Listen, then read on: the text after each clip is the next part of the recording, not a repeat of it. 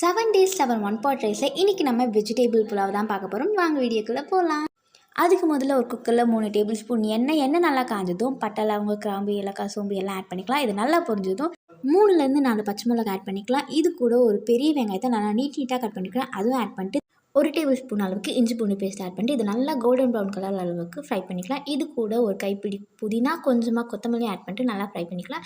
இப்போ நம்ம எடுத்து வச்சுருக்க வெஜிடபிள்ஸ்லாம் ஆட் பண்ணிக்கலாம். நீங்கள் வெறும் உருளைக்கிழங்கும் கேரட்டும் வச்சு கூட இந்த வெஜ் புலாவ் பண்ணலாம். இப்போ இது நல்லா வதங்கட்டும்.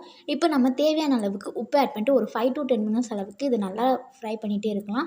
இப்போ நம்ம எடுத்து வச்சுருக்க அரிசி ஆட் பண்ணிக்கலாம். நான் 1 கிளாஸ் அளவுக்கு அரிசி எடுத்திருக்கேன். அதுக்கு 3 கிளாஸ் அளவுக்கு நான் தேங்காய் பால் தான் ஆட் பண்ணியிருக்கேன்.